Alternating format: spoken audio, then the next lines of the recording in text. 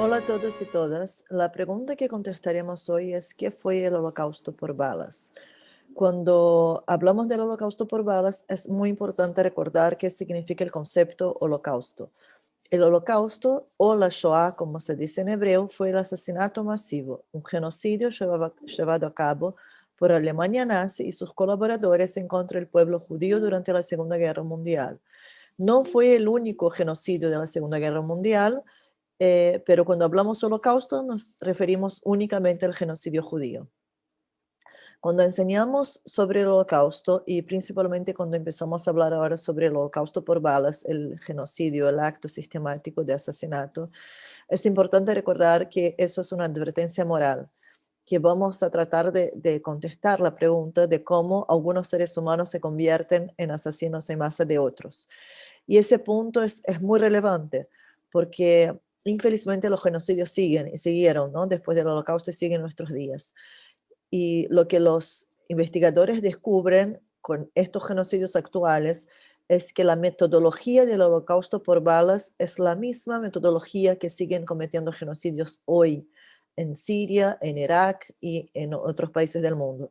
Así que otros campos de exterminio más difícil que veamos, pero el holocausto por balas es la metodología utilizada hasta el día de hoy. Para comprender dónde está el holocausto por balas en la Shoah, en el proceso del holocausto, rápidamente les cuento las tres etapas que dicen los historiadores. La primera etapa, 33 a 39, Hitler sube al poder, Alemania nazi, legislación anti-judía, mucha discriminación. 39 a 41 es cuando empieza la Segunda Guerra Mundial, Alemania invade Polonia. Y en ese momento ya cambia la solución del problema judío. La primera solución era segregación, emigración, que se vayan. Ahora es una solución territorial que termina con los judíos en los guetos, atrapados ahí esperando qué van a hacer con ellos. Y la tercera etapa del holocausto es de 1941 a 1945, que el hito que cambia esa etapa es la invasión de Unión Soviética por Alemania nazi en la conocida Operación Barbaroja. Y en ese momento es cuando empieza la famosa solución final del problema judío, porque el asesinato se hace sistemático en fosas comunes, después en furgones a gas y posteriormente empiezan los campos de exterminio. ¿Qué fue el holocausto por balas? Entonces, él está situado en la última etapa, en la solución final del problema judío, y él empieza junto con la Operación Barbaroja. La Operación Barbaroja del 22 de junio de 41 fue cuando Hitler decide romper el pacto Ribbentrop-Molotov con la Unión Soviética e invade primeramente la parte polaca que quedó en manos soviéticas en ese pacto de 1938. Y las razones por romper ese pacto son principalmente dos. Él quiere el Lebensraum, él quiere el espacio vital para la Alemania nazi, para el Gran Reich alemán, y hay por detrás también una batalla ideológica en contra del judeo bolchevique. Debemos ver al bolchevismo ruso como un intento del judaísmo de asegurar su gobierno en el siglo XX. Sabemos que los nazis usan tanto la relación de los judíos con el comunismo como también dicen lo mismo, opuesto del capitalismo, para justificar su lucha en contra ese que ellos consideraban su enemigo principal. Entonces, el holocausto por balas se da en ese contexto de esa invasión. Entre 1941 y 1944 se produjeron miles de ejecuciones en 7 repúblicas soviéticas: Rusia, Ucrania, Bielorrusia, Moldavia, Estonia, Lituania y Letonia. Se considera únicamente el territorio oficial de Rusia, Bielorrusia y Ucrania. Los investigadores estiman que el número de judíos exterminados asciende al menos a 2.2 millones, más de lo que los historiadores habían pensado en su momento, que se hablaba de 1.5 millones. Más de 80% de esas víctimas de los fusilamientos del holocausto por balas fueron fusiladas. El resto fueron deportadas y asesinadas en los campos de exterminio o en furgones para gaseamientos. Otras prácticas de exterminio incluían veneno, así como la práctica de enterrar a las víctimas vivas o matarlas en las minas y pozos. A lo largo del verano de 1941, al igual que más tarde en 1944, los perpetradores siguieron el mismo proceso, el exterminio de la población judía mediante el fusilamiento de hombres, mujeres y niños, generalmente a las afueras de un pueblo o ciudad. Entonces, ¿qué estamos hablando? Estamos hablando que cuando empieza la Operación Barbaroja, la Wehrmacht, el ejército alemán, invade en conquista del espacio vital, invade el territorio principalmente la parte primera que es polaca, ¿no? Que está en la Unión Soviética y sigue por los demás países hoy de la Unión Soviética que conocemos. Pero no es el ejército en el primer momento que hace el asesinato y el genocidio, sino que se mandan Einsatzgruppen. El total, alrededor de 2.800 y 3.000 hombres, los Einsatzgruppen eran unidades paramilitares que integraban hombres de la policía criminal y de la Gestapo como líderes de cada división, asistidos por una unidad de la Waffen-SS, al igual que de un batallón de reserva de policías ordinarios. Entonces estamos hablando que sí hay una cabeza que está llevada, ¿no? Los líderes que son hombres de la SS, pero también hay la participación de batallón de policías ordinarios. ¿Y cómo sabemos que ellos ejecutaron a 2.2 millones de judíos en esa zona? Porque habían reportes de lo que hacían, de su tarea. Entonces, los Einsatzgruppen mandan reportes, informes a Alemania sobre lo que están haciendo. Entonces, les traigo acá dos ejemplos de informes. El primero de Otto Hollendorf, que es el líder del Einsatzgruppen D, que el Einsatzgruppen D es ese que entra por la parte acá más del sur. Y a comienzos de 42 dice, los hombres liquidaron hasta el momento a 1.604 comunistas, 56 partisanos, 653 enfermos mentales, 44 polacos, 28 prisioneros de guerra rusos, 5 gitanos, un armenio y 136.421 judíos. O sea, con ese informe queda clara la diferencia que hay entre la persecución de otros grupos que también son vistos como opositores al Reich y la persecución de los judíos. No todas las víctimas son judías durante la Segunda Guerra Mundial, pero todos los judíos van a ser víctimas de la ideología de Alemania nazi. Entonces sí hay un genocidio, yo dije al principio, no es el único genocidio, pero es un genocidio que es llevado en forma total, porque van a entrar y a un principio no matan a los niños y a las mujeres, pero luego empiezan también a matar niños, mujeres y ancianos. El segundo informe que les traigo es un informe que habla de la situación operacional en la Unión Soviética, es un informe de octubre de 41 y dice, el Sonderkommando 4A, en colaboración con el Einsatzgruppe C y 2 comandos de la policía, ejecutaron a 33.771 judíos de Kiev el 29 y el 30 de septiembre de 1941 en Baviera. 33.771 judíos asesinados en 2 días. Cuando hablamos del holocausto por balas y hablamos de esa sistematización del genocidio, es importante traer a conciencia y conocimiento que un genocidio no se lleva a cabo sin la participación de los vecinos. Si desaparecen 33.771 personas de Santiago de la noche para el día, alguien vio lo que pasó. Es imposible sacar esa cantidad de personas sin que nadie sepa lo que está pasando y sin que en el día siguiente se dé cuenta que hay miles, ¿no?, de departamentos vacíos y tiendas y negocios que quedaron sin sus dueños. Entonces acá el padre Patrick Dubois, que es el fundador de la organización Yaja de Nunun, que estoy utilizando mucha información de ellos, él dice que es muy triste, pero él estudiando el holocausto por balas y estudiando otros genocidios actuales, entiende hoy que un genocidio no puede ser llevado a cabo sin ese observador, sin ese vecino que a veces va a ser cómplice, a veces va a participar, ¿no?, efectivamente en el asesinato, o por lo menos va a guardar silencio de lo que está pasando.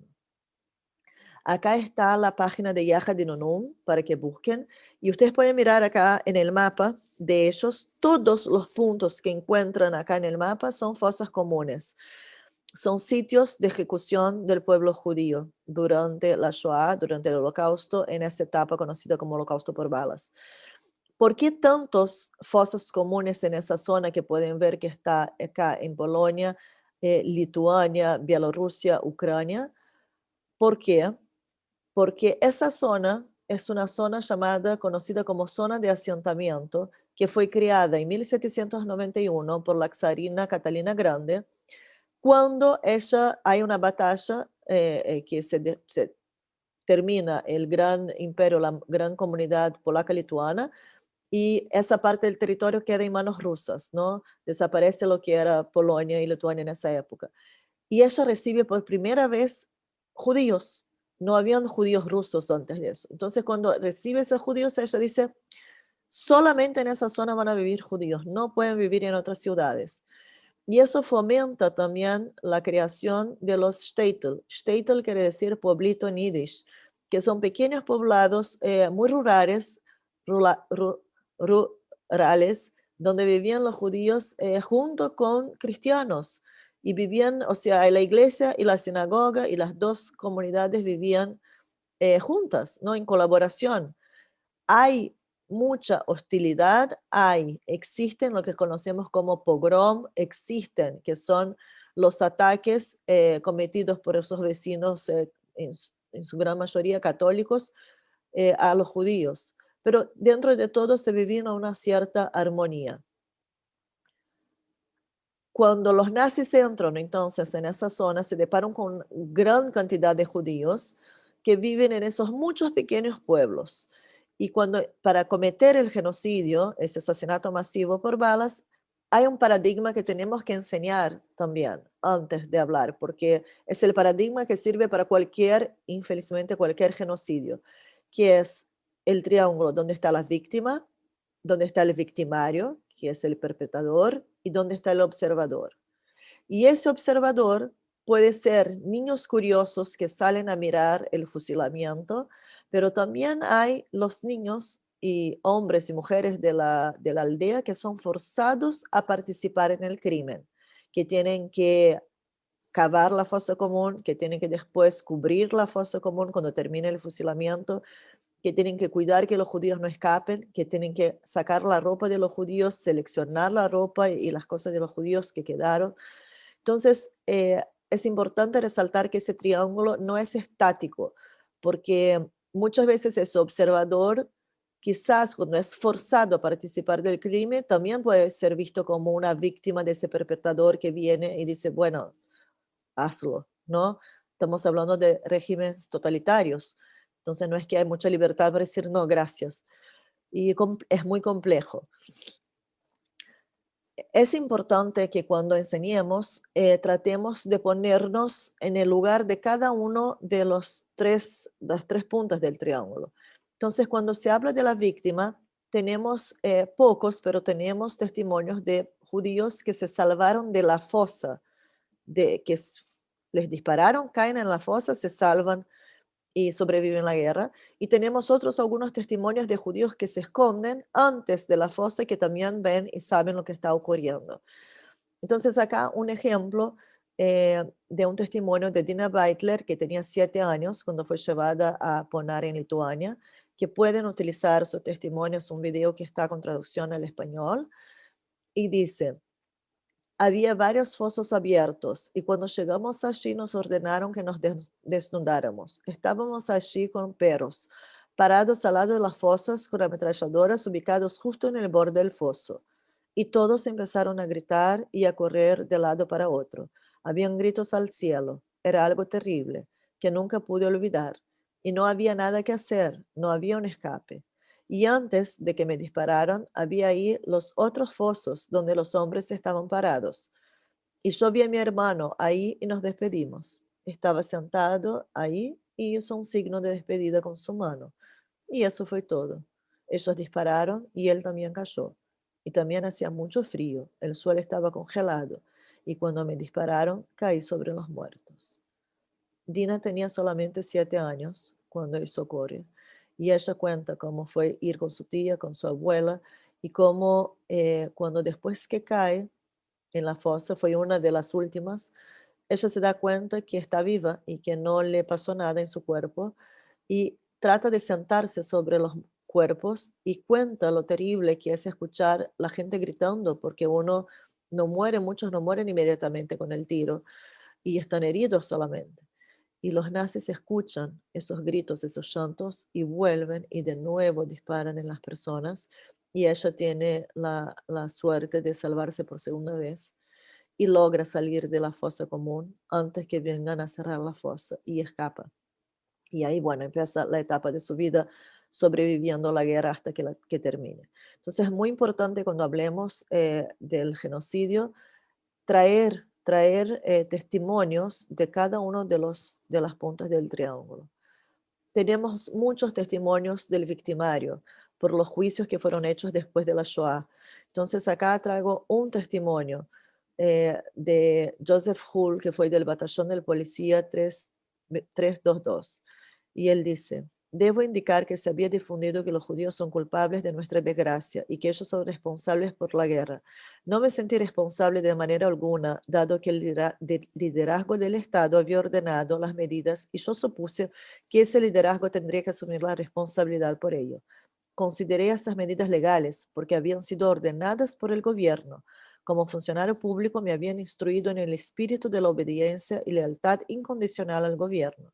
Por ello, no intenté huir, eludir o literalmente rehusarme a ejecutar órdenes, especialmente en lo relativo a la participación o presencia en las ejecuciones.